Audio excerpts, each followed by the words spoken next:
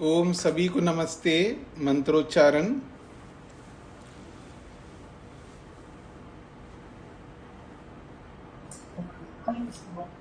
ॐ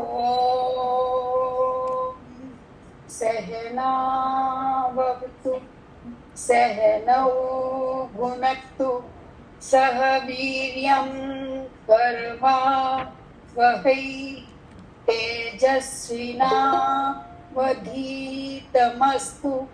मा विद्विषावहै।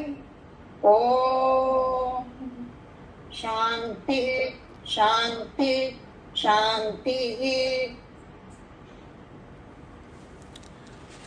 वेदांत दर्शन की कक्षा संख्या 172 है। तीसरे अध्याय का चौथा पाद चल रहा है और इसका चौथे पाद के हमने एक ही सूत्र किया है 28वां, और सूत्र है सर्वान्न अनुमतिश्च प्राणात्यये तद्दर्शनात्। ओम स्वामी जी नमस्ते जी। पिछले क्रम से आगे बढ़ते हुए यहाँ एक विशेष भूमिका हमें प्राप्त हुआ है, जिसमें मुमुक्षुओं के लिए क्या लक्ष्य है इसी के बारे में कहा गया है। सूत्र है सर्वान्नानुमतिश्च प्राणात्यये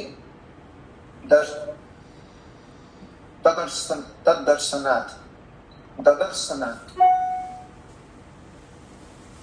अच्छा, तो इसको अन्वय करने से ऐसा होगा, प्राणात्यय अर्थात प्राण पर संकट आने पर सर्वान्न अनुमति ही सब प्रकार के अन्न अनुमति सर्व प्रकार के अन्न का अनुमति दिया गया है।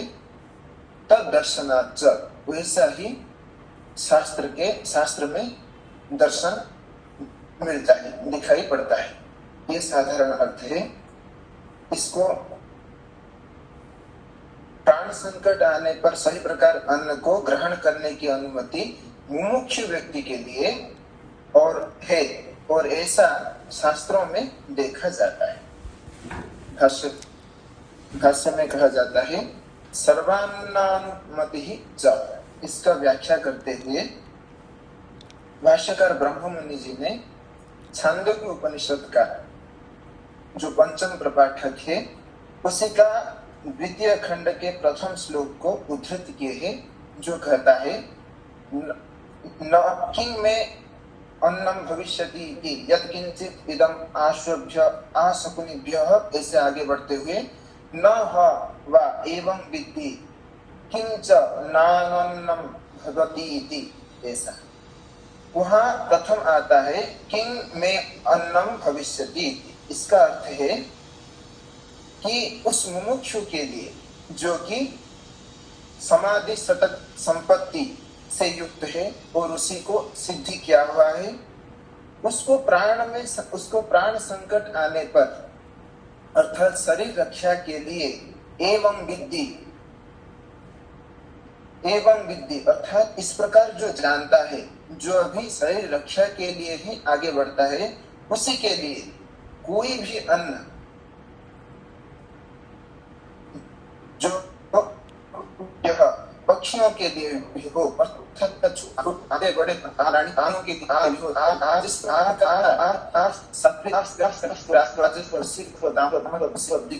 हो, कुत्तों के लिए हो, आशकुनि हो, उसी को हो सकता है। उसी के लिए कोई भी ना अनन्न होकर अर्थात अभक्ष्य होकर उसी के लिए नहीं रहता, यह कहा गया है। उसी को पुष्ट करते हुए बृहदारण्य के 6वें अध्याय का प्रथम ब्राह्मण के अंतिम श्लोक में वर्णन किया गया, जिसी को यहाँ उद्धार किए हैं भाष्यकार ने। न वा अस्यान्नम जग्धं भवति।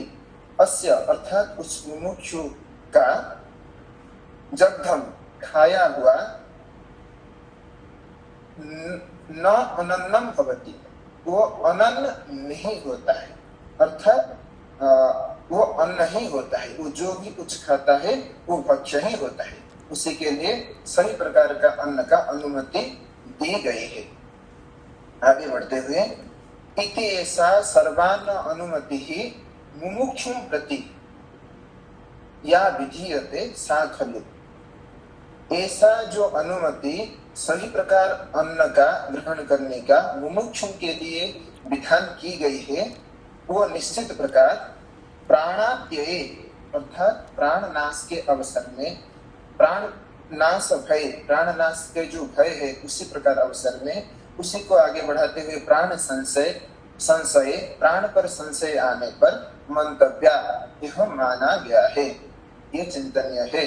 तभी उसी क्षण में तद दर्शनात् तदित्थम श्रुतो दर्शनात्, वो इस प्रकार श्रुति में देखा जाने के कारण दृश्यते ही श्रुतो प्राण संशय अभक्ष्य भक्षणम, ऐसा ही श्रुति में प्राण संशय होने पर अभक्ष्य का भक्षण है, इसी प्रकार का दर्शन देखा गया है। उसी का उदाहरण वर्तमान प्रथम प्रपाठक छांदोग्य उपनिषद का प्रथम 10वें खंड के पहले 4 श्लोक को उद्धार किया गया है, एक उद्धार करके एक उदाहरण प्रस्तुत किया गया है। वो उदाहरण ऐसे आगे बढ़ता है, जो कहता है प्रथम श्लोक में मटची हतेषु पुरुष्वा टिकासह जाययो स्तरिह चाक्रायण ईभ्य ग्रामे प्रद्राणक उवास। मटची हतेषु अर्थात टिड्डियों के द्वारा बाधित हुआ, अर्थात जो खेतों को नष्ट कर देते हैं उनके द्वारा बाधित हुआ कुरुषु अर्थात कुरु राज्य में जायया सह आटिक्या अपने पत्नी के साथ भ्रमण करते हुए उषस्ति ह चाक्रायणम, उषस्ति चाक्रायण नामक एक व्यक्ति जो ईभ्य ग्रामे, ईभ्य अर्थात हस्ती पालकों की जो ग्राम है उसको ईभ्य ग्राम में, उस ग्राम में प्रद्राणक अर्थात भूख में प्रपीड़ित होकर वास करता था। आगे बढ़ते हुए द्वितीय श्लोक में स हेभ्यम कुलमासान खादंतम विभिक्षे तम होवाच। स हेभ्यम सह इभ्यम, वह निश्चित रूप से उस इभ्य अर्थात हस्ती पालक को कुलमासान खादंतम, कुलमासान अर्थात एक जंगली उड़न माश जो कहते हैं संस्कृत में, उसको खादंतम खाता हुआ जब देखा तो उनको ये उषस्ति विभिक्षे भिक्षा किए कि मुझे भी कुछ प्राप्त हो इसमें से। तम को वाच, तम अर्थात उसी उषस्ति को वो ईभ्यम अर्थात ईभ्य हस्तिपालक उवाच कहा, क्या कहा, नेतोन्ये विद्यन्ते न इतः अन्ये विद्यन्ते, इसके अलावा मेरे पास कुछ अन्य अर्थात और कुछ विद्यन्ते न विद्यन्ते नहीं है। यत् च जो कि ये में इम उपनिहिता इति, अर्थात जो कुछ अभी मेरे पास है उतना ही मेरे पास है, इसके अलावा और कुछ मेरे पास नहीं है। ये कहते हैं वे अब उषस्ति ने कहते हैं एतेषां मे देहि इति होवाच, इनको एतेषां इन कुलमासान माने इन उड़नों को ही आप मुझे दे दीजिए। तो आगे तान अस्मै प्रदत्तो, तान उन उड़नों को अस्मै अर्थात उस उषस्ति को प्रदत्तो दे दिए। कौन दे दिया ना, वो ईभ्य अर्थात हस्तिपालक। हंत अनुपानम इति उच्छिष्टम वै मे पीतम। हंत अनुपानम, हंत एक अव्यय पद है, अनुपानम पीने के लिए यह मेरे पास है, इसको भी स्वीकार करें। इस अर्थ से वह ईभ्य उषस्ति को, उषस्ति चाक्रायण को बोलते हैं। बोलने पर उषस्ति चाक्रायण अभी बोलते हैं उच्छिष्टम वै मे पीतम स्यात्, ये उच्छिष्ट ही मेरे पीतम स्यात् पीने जैसे होगा। इति होवाच, ऐसे उषस्ति चाक्रायण ने कहा। आगे बढ़ते हुए न स्वित एते अपि उच्छिष्टा इति, एते अर्थात इन मास जो उड़द है इनको आप उच्छिष्ट नहीं मानते, ये नहीं होगा क्या? तो इसका उत्तर से उषस्ति चाक्रायण अभी बोलते हैं न वा अजीविष्यम इमान अखादन इति, नहीं न अजीविष्यम में नहीं जी पाता, ईमान इन मासान को अर्थात इन उड़दों को, अखादन इति न खाते हुए मैं जी नहीं पाता। हो वाच ऐसे वो उषस्ति चाक्रायण ने बोला उस इभ्य को। कामो में उदपानम इति, कामो अर्थात आवश्यकता के अनुसार मैं मेरे पास, उदपान उदपान अर्थात जल इति अर्थात आवश्यकता के अनुसार जल उपलब्ध है और बाहर भी हम जल को पा सकते हैं, किंतु कि अन्न के अभाव होने पर ही मैं इस अन्न को आपसे प्राप्त किया। ये छांदोग्य का इस उदाहरण से हमें स्पष्ट होता है। आगे बढ़ते हुए इत्यत्र ईभ्यात् उच्छिष्टान् कुलमासान् याचित्वा, यहाँ ईभ्य से अर्थात हस्तपालक से उच्छिष्टान् झूठा कुलमासान् उड़दों को याचित्वा मांग कर उषस्ति चाक्रायण प्राण संशय हेतु मुक्त्वा चखाद, प्राण संशय में इस हेतु को कहकर, क्योंकि उनके जो प्राण संशय है जो प्रसंग वर्णना हुआ है उसी हेतु को वर्णना करते हुए चखाद खाए। तद इत्थम अभक्ष्य भक्षणम, वैसे इस प्रकार अभक्ष्यों को भक्षण, प्राण संशय के समय प्राण पर आपत्ति आने के समय मुमुक्षुणा कर्तव्यम अस्ति, मुमुक्षुओं के द्वारा यह कर्तव्य है, क्योंकि वो प्राण के पर संशय आने पर ऐसे अभक्ष्य को भी भक्षण कर सकते हैं, उन्हीं के द्वारा यह कर्तव्य है। न ही एतद् ब्रह्म विद्याया विरोधी कृत्यम, ऐसे ये ब्रह्म विद्या का विरोधी कृत्य नहीं है, किंतु तत्सहकारित्वम एव भजते, यह कृत्य उसी का सहकारी ही होता है और ब्रह्म विद्या का आचरण में ये विरोध नहीं होता, जबकि साधारण मनुष्य के लिए ये विरोधाभास जैसे प्रतीत होता है और विरोध है, किंतु मुमुक्षु के लिए सर्वांग अनुमति इस प्रसंग में ऐसा कहा गया है। अच्छा जी, तो प्रसंग आपके समक्ष है, सभी के समक्ष। मुमुक्षु के प्रति भक्ष्य क्या है ये विषय प्रस्तुत किया जा रहा है। उसी बात को आगे बढ़ाते हुए 29वें सूत्र में कहा जा रहा है अबाधात च, अबाधात च, चा का अर्थ है अथ और, अबाधात या ही खलु श्रुति, श्रुति स्त्रीलिंग में है इसलिए या सर्वनाम भी स्त्रीलिंग में आया है। या ही खलु श्रुति, जो यह श्रुति है, क्या श्रुति है अर्थात श्रुति क्या कहती है खाने के संदर्भ में, भोजन करने के संदर्भ में, आहार ग्रहण करने के संदर्भ में श्रुति क्या कहती है, कैसा भोजन करना चाहिए। विशेषकर जो बहुत बड़े लक्ष्य को लेकर के चल रहा है, मोक्ष को लक्ष्य बना करके चल रहा है, ऐसे व्यक्ति को आहार कैसा ग्रहण करना चाहिए, किस तरह का आहार होना चाहिए। तो ये प्रसिद्ध श्लोक है, आहार शुद्धौ सत्व शुद्धि, सत्व शुद्धौ ध्रुवा स्मृति।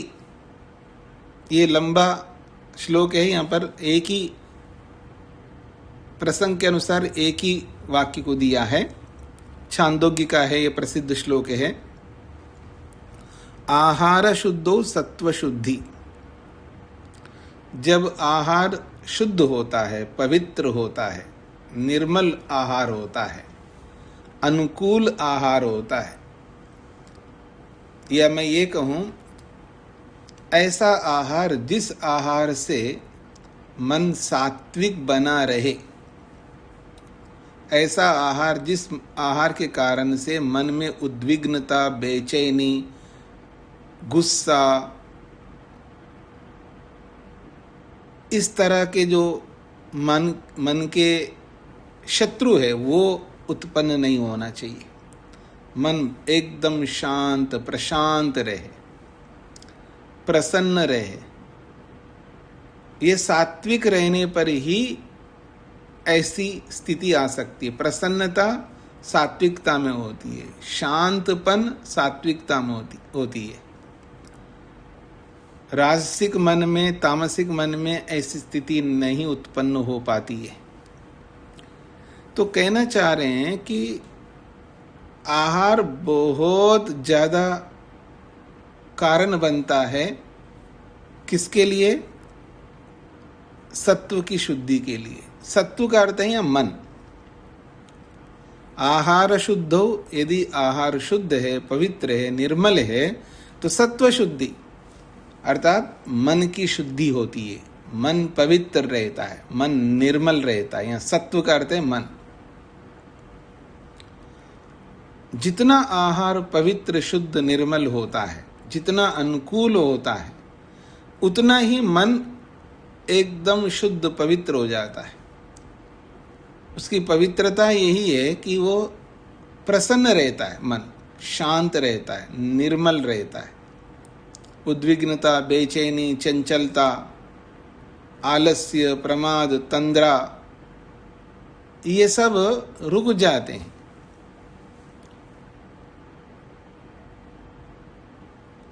आहार एक बहुत बड़ा कारण है मन को सात्विक बनाने में, मन को राजसिक बनाने में, मन को तामसिक बनाने में। यदि ऐसा आहार ग्रहण करो, उस आहार से व्यक्ति तामसिक हो जाता है, अर्थात उसका मन तामसिक बन जाता है।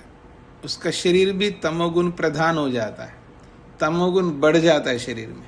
आहार पर बहुत ज़्यादा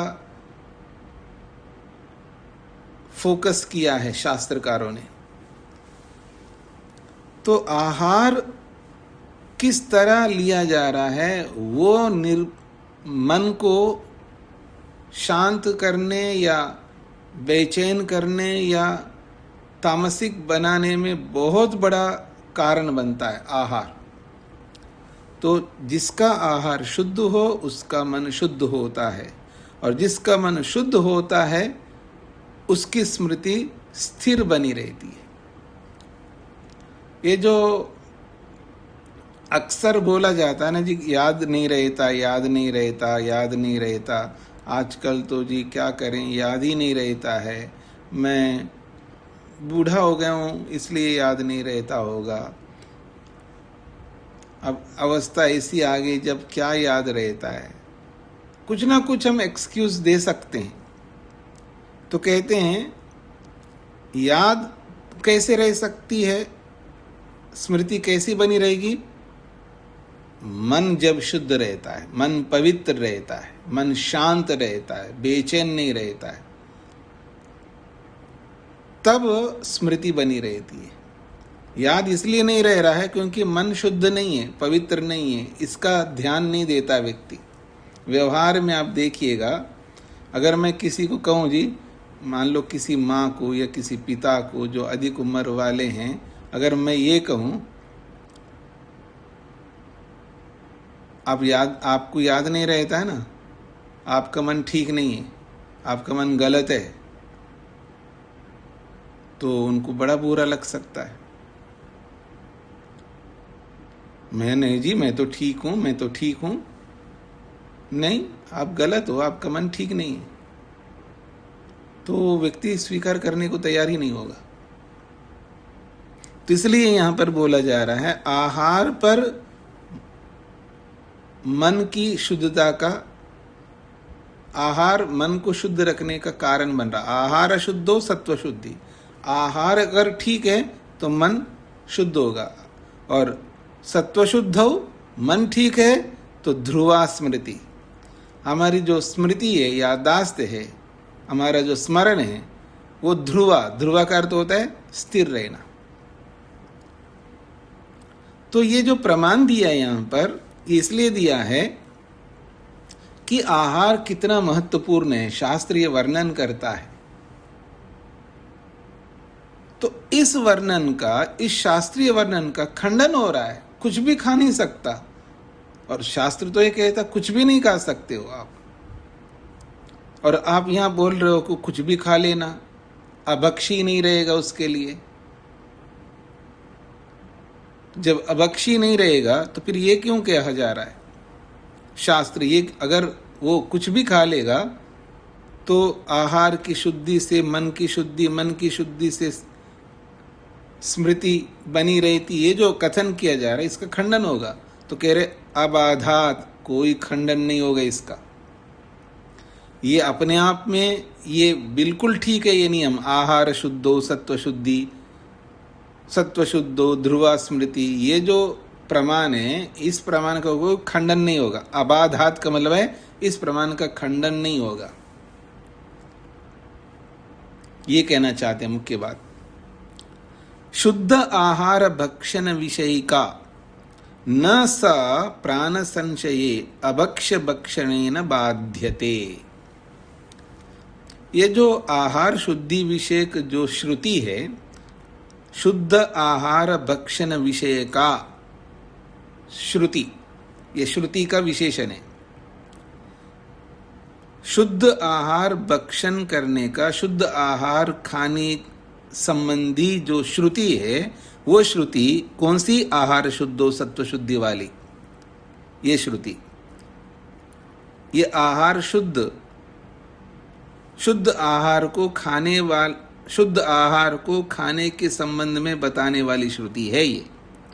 ऐसी श्रुति का सा, ये जो श्रुति है, प्राण संशय, जब प्राण संकट आ गया हो तो उस प्राण संकट में अभक्ष्य भक्षणेन, अभक्ष्य न खाने योग्य को खा लेने से, अभक्ष्य न खाने योग्य को भक्षणेन खा लेने से, ये जो श्रुति है न बाध्यते, ये श्रुति खंडित नहीं होती है।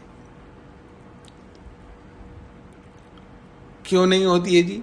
यतः, क्योंकि अभक्ष्य भक्षणम तु आपदि खलु विधीयते, ये जो अभक्ष्य को खाने का जो विधान है ये हमेशा के लिए नहीं किया है। आपदि खलु विधीयते, खलु निश्चित रूप से, आपदि आपत्ति काल में उसका विधान किया जा रहा है। कौन सा है आपत्ति काल? ये तो प्राण संकट रूपी आपत्ति काल। किसके प्राण संकट?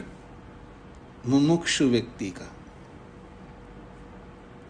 मुमुक्षु व्यक्ति जो मुमुक्षु है, जिसका केवल एक ही काम है मुक्ति को प्राप्त करना, क्योंकि उसके सारे कर्तव्य पूरे हो गए हैं, उसके लिए कोई कर्तव्य नहीं है, ऐसे मुमुक्षु व्यक्ति को ध्यान में रख करके आपत्ति काल में ये विधान किया है। और इस विधान से वो जो श्रुति वचन है, आहार शुद्धो सत्व शुद्धि वाला जो कथन है, वो खंडित नहीं हो रहा है इससे, क्योंकि ये आपत्ति काल का नियम है, ये कहना चाहते हैं। और अपवाद रूपे न, ये तो अपवाद रूप से प्रस्तुत किया जा रहा है। ये कोई नियम नहीं कर रहा है कि कुछ भी खा सकता है कोई भी व्यक्ति, ऐसा कोई नियम नहीं किया है। आपत्ति काल को ध्यान में रख करके ऐसा नियम किया जा रहा है। और ऐसा नियम से, ऐसे नियम से जो श्रुति ने जो नियम बनाया है कि कैसा आहार खाना चाहिए, वो नियम खंडित नहीं होता है, ये इसका तात्पर्य है। सूत्रार्थ लिखिएगा। प्राण पर संकट आने पर प्राण पर संकट आने पर, प्राण पर संकट आने पर मुमुक्षु को कोई भी अन्न भक्षण करने से, या मुमुक्षु लिखिएगा, मुमुक्षु कोई भी अन्न भक्षण करने से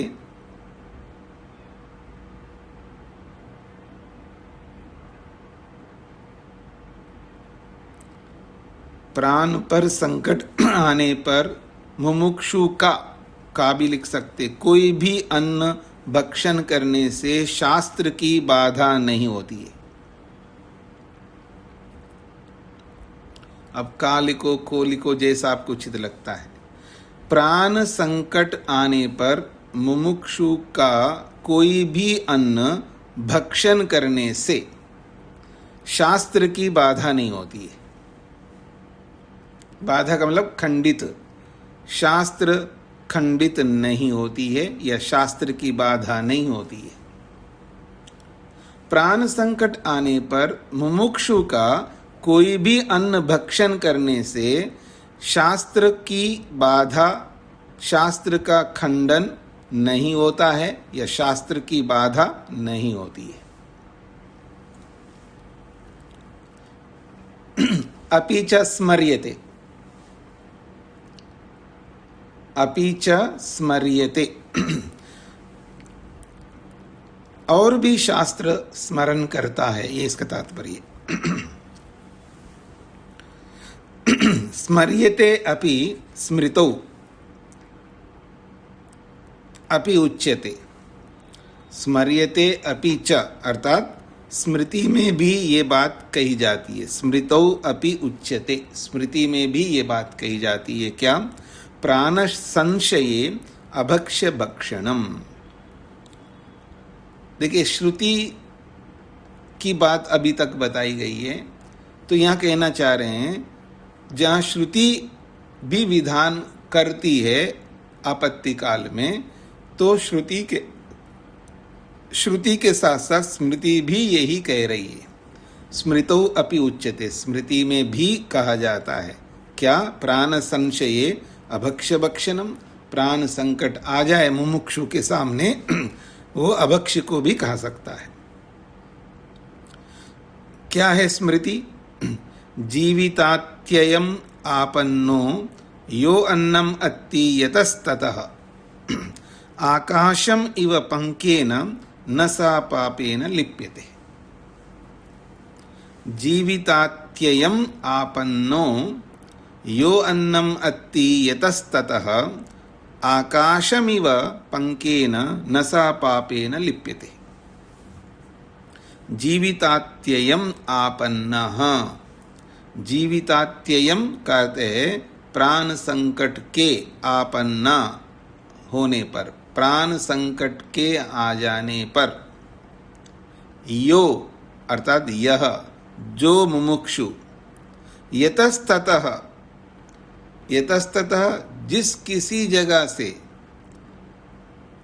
यतः ततः जिस किसी जगह से, यानी यहाँ से वहाँ से, जहाँ से भी, जहाँ तहाँ से भी, यतस्ततः का मतलब जहाँ तहाँ से भी, कसाई से लो या पिशाच से ले लो, राक्षस से ले लो, कहीं से भी ले लो। प्राण संकट आया है मुमुक्षु के सामने, तो यतस्ततः जहाँ तहाँ से, जहाँ से भी, कहाँ से भी, कैसे भी व्यक्ति से, निकृष्ट से हो, नीच से हो, दुष्ट से हो, पापी से हो, जहाँ तहाँ से, जहाँ कहीं से भी आपको अन्न मिल रहा है, उस अन्नम अत्ति, उस अन्न को खा जाता है वो। यह जो मुमुक्षु जीवितात्ययम् आपन्ना, जो मुमुक्षु प्राण संकट के आ जाने पर यतस्ततः अन्नम अत्ति, अत्ति का मतलब खाता है, यतस्ततः जहाँ तहाँ से, कहीं से भी, किसी भी जगह से, किसी भी व्यक्ति से ये नहीं देखा जा रहा है वहां पर ये पापी है, दुष्ट है, ये नीच है, पिशाच है, राक्षस है, अत्यंत निकृष्ट है। आपकी भाषा में कोई चमार है, ये बंगी है, ये फलाना है, जो भी आप कहते होंगे, कहीं से भी जिससे भी मिले बस ले लो, अपना प्राण बचा लो। ये इसका तात्पर्य है। एक उदाहरण से समझा रहे हैं मनुस्मृतिकार। आकाशम इव पंकेन, पंख कहते हैं कीचड़। आकाश का मतलब आकाश, इव का मतलब समान। जैसे कीचड़ से आकाश लिप्त नहीं होता है, जैसे कीचड़ से आकाश लिप्त नहीं होता है, वैसे ही वो मुमुक्षु न स पापेन लिप्यते, सह वो जो मुमुक्षु है वो पाप से लिप्त नहीं होता है। हाँ जी, जय नारायण जी कुछ कहना चाह रहे हैं? नमस्ते स्वामी जी, कीचड़ क्या है? अच्छा अच्छा, पंख का मतलब कीचड़ होता है, जो कैसे बताऊं, वेद प्रिया जी बताइए। Mud mud mud, MUD। हाँ जी, मड मड, हाँ समझ में आ गया अब आपको। धन्यवाद हाँ। धन्यवाद। तो ये जो कीचड़ है वो मड होता है। विशेषकर जब बरसात होती है ना, रेन होता है, अभी तो आपके यहाँ रेन हो रहा है, तो फिर वो पानी गिर गया और पूरा मड मड होता है। और स्पेशली जहाँ रोड नहीं होता है ना, जो कच्चा रास्ता कहते हैं हम लोग, बिना रोड का जो रास्ता होता है वो मड युक्त रहता है। और वो मड इधर से उधर ऊपर उछल जाए, कहीं भी बिखेर जाए। अगर जैसे कई बार कोई स्पीड से कोई ट्रक जाए उस कच्चे रास्ते से, और पूरा मड जो है ना उछल करके हमारे कपड़ों में पड़े, तो हम मलिन हो जाते हैं, लेकिन आकाश मलिन नहीं होता है। तो जैसे कीचड़ से आकाश मलिन नहीं होता है, ठीक इसी प्रकार से वो जो मुमुक्षु है, वो मुमुक्षु अभक्ष को लेके खा ले तो न पापे न लिप्यते, वो पापी नहीं कहला सकता, वो पाप से लिप्त नहीं हो सकता। सूत्रार्थ लिखिएगा। और भी स्मृति शास्त्र से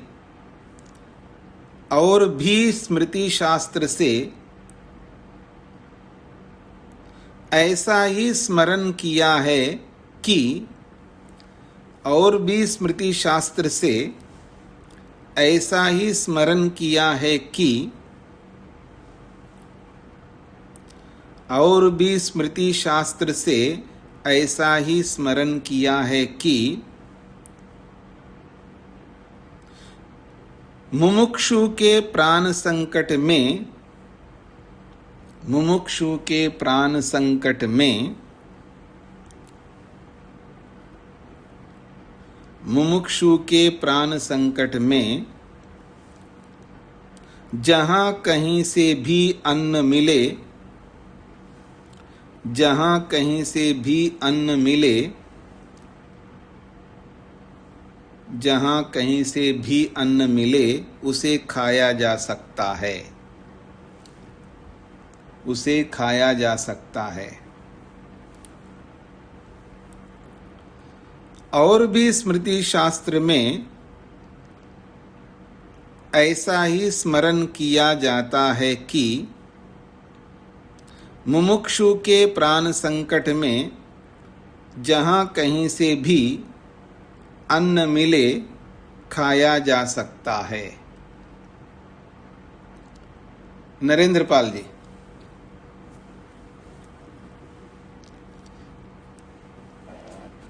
नमस्ते स्वामी जी। स्वामी जी, जैसे अभी प्रसंग चल रहा है कि मुमुक्ष को अपने जीवन प्राण रक्षा के लिए कैसे खा लेना चाहिए। जी। तो अगर मुमुक्ष ने खाया और प्राण चले जाए जी, तो उसमें क्या पाप चढ़ेगा मुमुक्ष? बिल्कुल। जो आपको आप कर्तव्य का पालन नहीं कर रहे हो ना,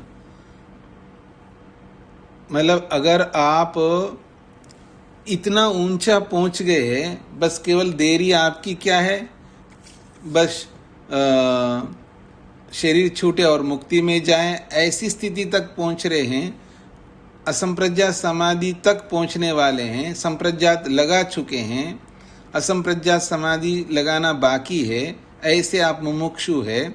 अविद्या को आपने रोके रखा है, कोई पाप नहीं करते हैं। अब केवल इस भोजन के कारण से शरीर छोड़ करके जाएं तो अगले शरीर में फिर वापस आपको बचपन से फिर वो संप्रज्ञात समाधि तक पहुंचने के लिए मेहनत करना होगा, फिर उसके बाद असंप्रज्ञात के लिए फिर मेहनत करना होगा।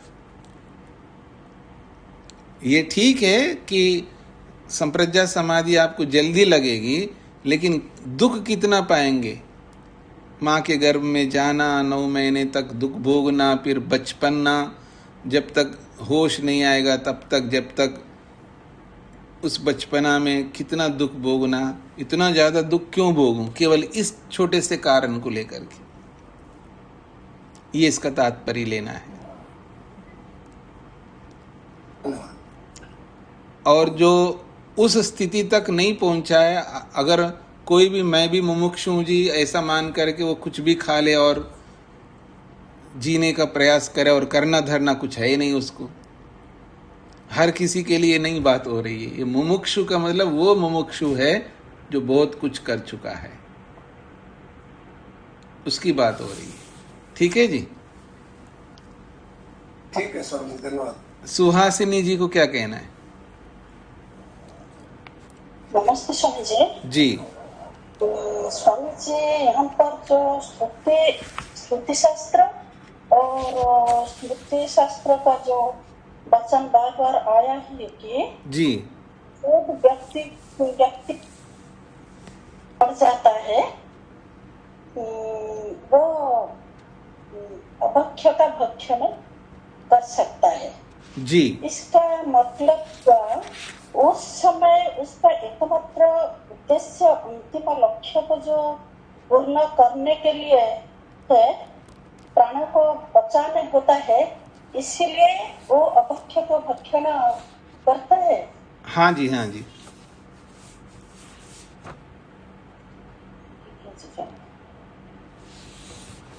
अब देखिएगा, जैसे मान लीजिए हम में से कोई भी व्यक्ति हो और कोई हमको कोई पकड़ ले, कोई विधर्मी पकड़ ले और ऐसी जगह हमको रख के हमको कुछ खाना पीना ना दे, हम मरने की स्थिति में पहुंच गए, फिर वो कहता अब तुम खाओ ये गो मांस, नहीं तो तू मरेगा।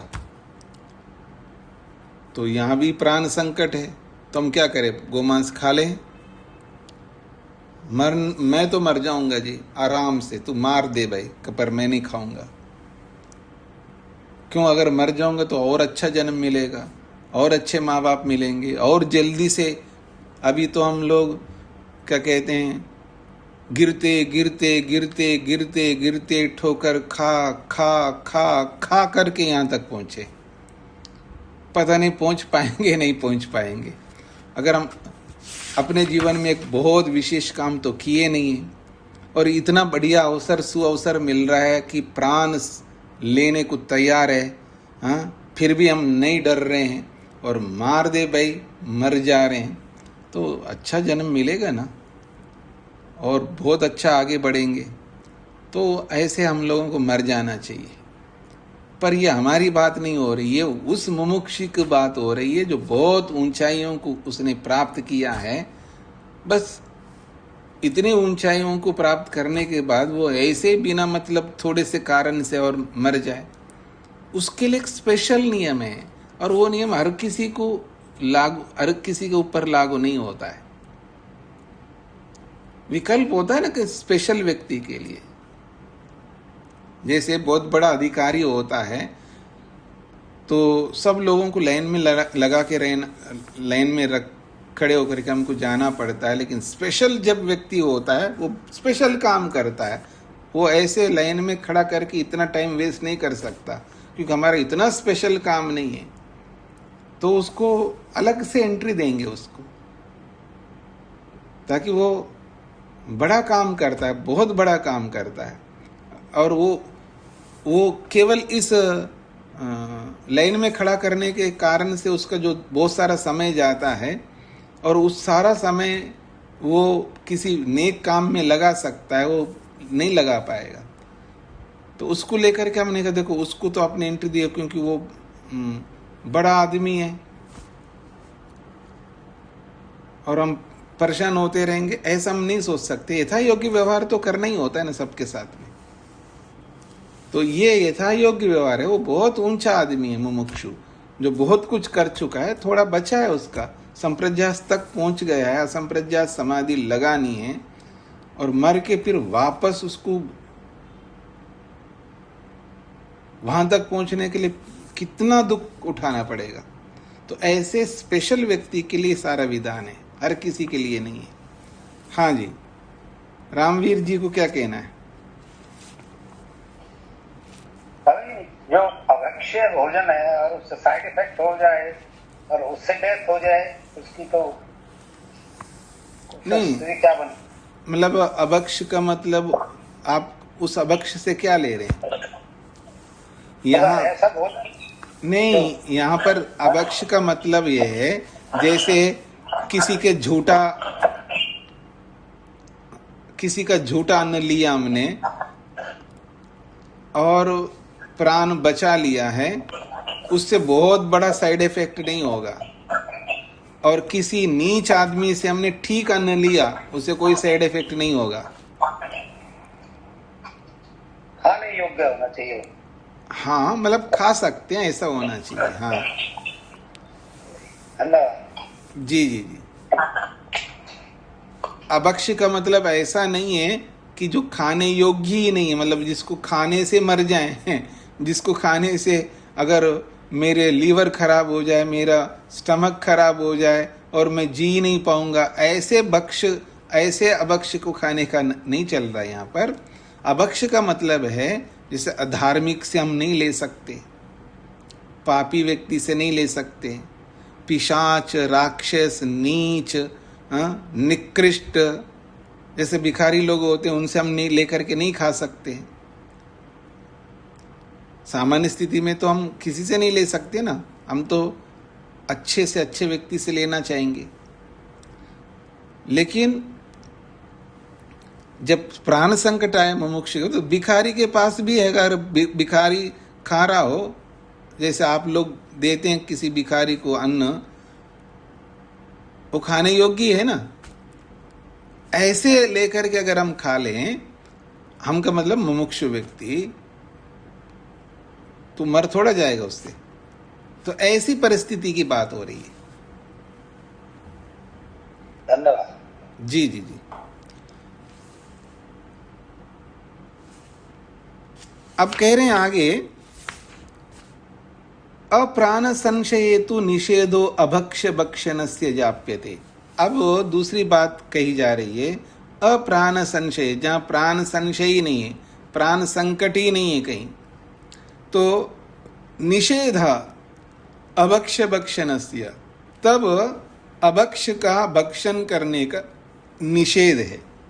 जब प्राण संकट है ही नहीं है तो जो न खाने, जैसे भिखारी से लेके नहीं खाना चाहिए, पत्नी की झूठा नहीं खाना, पत्नी का तो नहीं खाता पति, लेकिन पति का झूठा पत्नी खाती है, कुछ जगह पर होता है ऐसा, तो कोई प्राण संकट तो है ही नहीं है। पता नहीं इधर होता नहीं होता, मैंने साउथ में बहुत देखा है, पति जो है खा लेता है और उसके झूठे पात्र में उसे बचा हुआ जो है और पत्नी खाती है। ऐसे साउथ में देखा मैंने, नॉर्थ में पता नहीं होता नहीं होता, मेरे को पता नहीं, क्योंकि मैं नॉर्थ में आया, गुरुकुल में डायरेक्ट गया। ऐसे साउथ में जिस तरह रहा होगा वैसे नॉर्थ में आके रहा नहीं ना, आते ही गुरुकुल में प्रवेश हो गया। तो साउथ में ऐसा होता है, पति का झूठा ऐसा खाते हैं, या बच्चे का झूठा तो शायद नॉर्थ में भी खाते हैं, देखा है मैंने, छोटे बच्चों का तो खाती हैं, लेकिन नॉर्थ में पति के झूठन को खाते हुए मैंने नहीं देखा। तो कहते हैं जब प्राण संकट ही नहीं है तो ये सब अभक्ष्य कहलाते, चाहे पति का हो या पत्नी का हो, चाहे वो बच्चे का हो, चाहे किसी भाई का हो, चाहे किसी भाभी का हो, कोई भी झूठन नहीं खाना चाहिए, तो वो अभक्ष कहलाता। उस अभक्ष को सामान्य स्थिति में किसी को नहीं खाना चाहिए, हम लोगों को भी नहीं खाना चाहिए, और मुमुक्षु तो क्यों खाएगा। तो उस प्रसंग को बताया जा रहा है, जब सामान्य स्थिति है तो अभक्ष को नहीं खाना चाहिए। शब्दः च अतः अकामकारे, शब्दः च अतः अकामकारे, ऐसा सूत्र है। कहते हैं अतः कारणात् आपत्कालम प्राण संशयम विहाय, अतः कारणात्, इस कारण से, किस कारण से उसको खोल रहे हैं, आपत्कालम, जो आपत्काल होता है, अर्थात उस आपत्काल को खोला है प्राण संशयम, जो प्राण संकट होता है। इस कारण से जब प्राण संकट आ जाए, उस प्राण संकट में तो खा सकते हैं, उस प्राण संकट को विहाय, छोड़ करके, अकामकारे,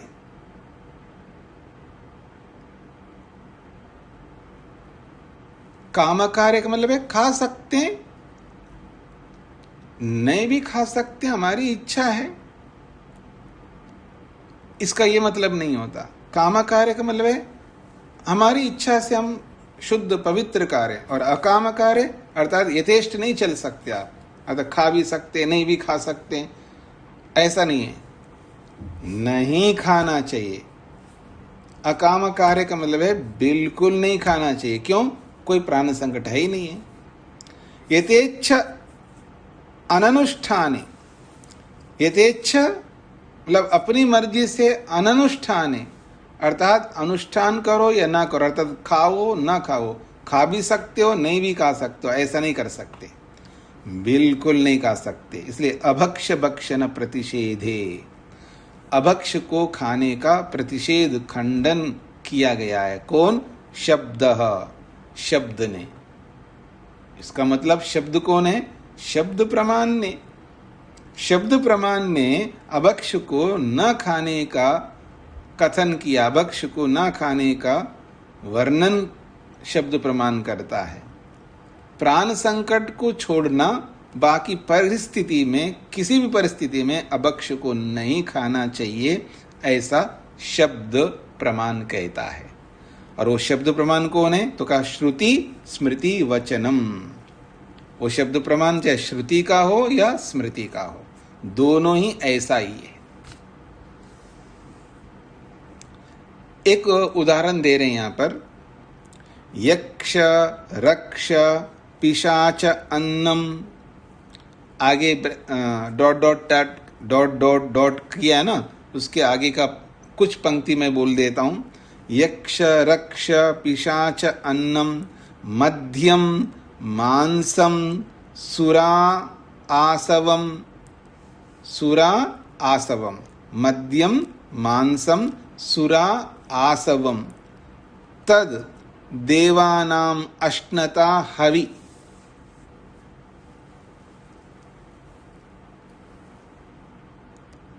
मध्यम मांसम सुरा आसवम तद देवानाम अश्नता हवि, ऐसा आगे लिखा हुआ है, आप भले ना लिखे चलेगा।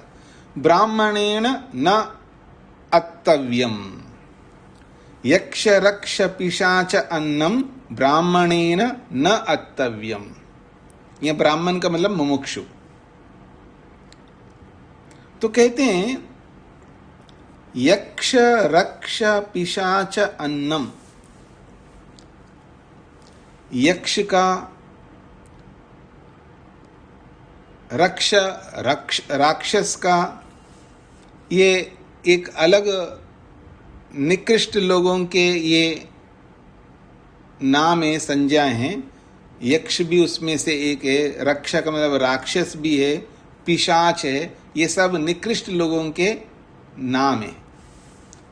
उसको यक्ष भी कहते हैं, राक्षस भी कहते हैं, पिशाच भी कहते हैं, दैत्य भी कहते हैं। तो दैत्य है, राक्षस है, पिशाच है, यक्ष है, ये सब निकृष्ट मनुष्य लोग होते हैं। ये लोग मद्यम मद्यपान करते हैं, मांसम मांस खाते हैं,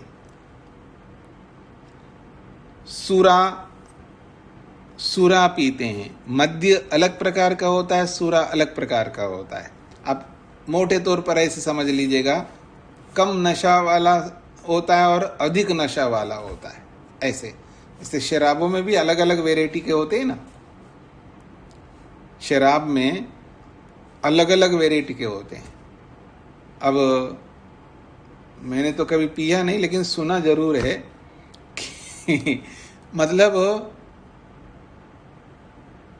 जैसे वो आप लोग इत्र या सेंट ऐसा रखते हो ना, ऐसे छोटे से बोतल में होता है और उसमें से एक ड्रॉप डालते हैं ग्लास में, ग्लास भर करके पानी में एक ड्रॉप डालते हैं, उतने में वो बस पूरा शराब हो जाता है।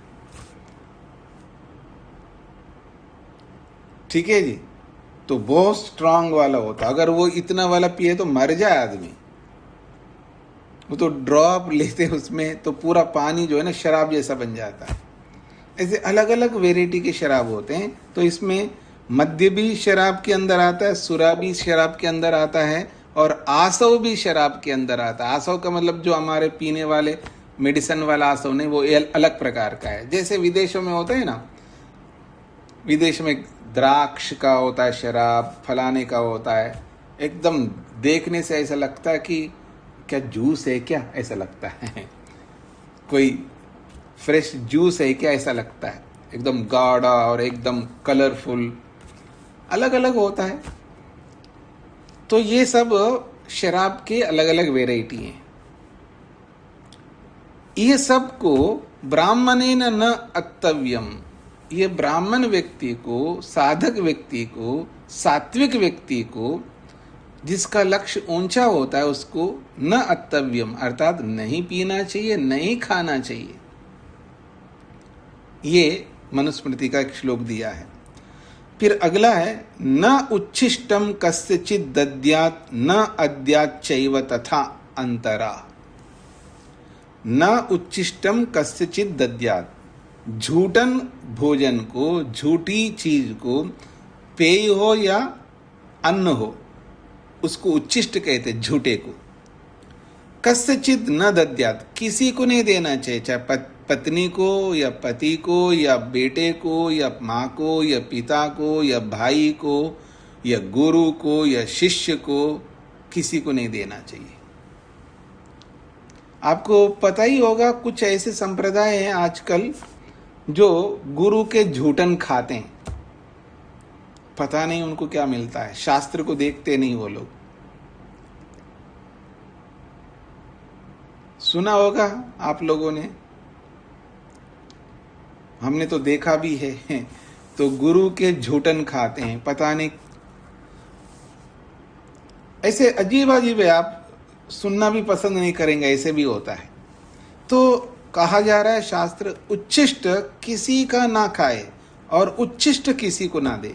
इसलिए कह रहे हैं उच्छिष्टम कस्यचित् न दद्यात्, झूठन किसी को नहीं देना चाहिए, और न अद्यात् चैव तथा अंतरा, और न ही उस झूठन को लेकर के नहीं खाना चाहिए। उसी को पुण्य मानते लोग, गुरुजी का। गुरुजी थूक करके देता है, उसको पुण्य मानते हैं। गुरुजी का झूठन लेते हैं, उसको पुण्य मानते हैं। पता नहीं क्या क्या करते हैं लोग। ऐसा नहीं करना चाहिए। ये हम सब के लिए उपदेश है। ये सूत्रार्थ,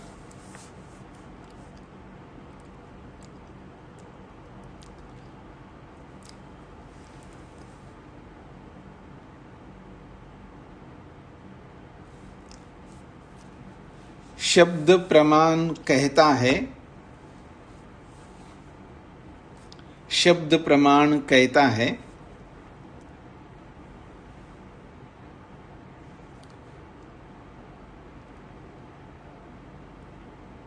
आपातकाल प्राण संकट को छोड़कर, आपातकाल प्राण संकट को छोड़कर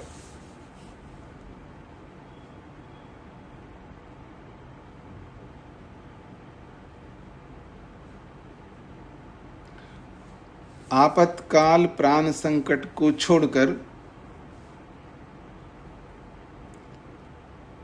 यथेच्छ मन मर्जी से भोजन न करने का आदेश करता है। यथेच्छ मन मर्जी से भोजन न करने का आदेश करता है।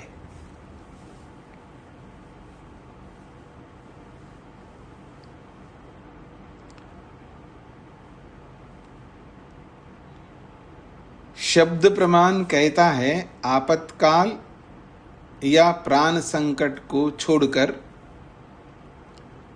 यथेच्छ अर्थात मन मर्जी से भोजन न करने का आदेश करता है, अर्थात शब्द प्रमाण करता है। शकुंतला जी। नमस्ते स्वामी जी। जी स्वामी जी, यक्ष का अर्थ तो उत्तम व्यक्ति भी होता है। हाँ हाँ, राक्षस का अर्थ भी उत्तम भी होता है और दुष्ट भी होता है। राक्षस जो है ना, राक्षस का दो अर्थ बताते हैं ना, हम लोग बताते हैं अक्सर। राक्षस का मतलब दुष्ट भी होता है और राक्षस का मतलब है पालक भी होता है, रक्षक होता है। ईश्वर को भी राक्षस कहते हैं।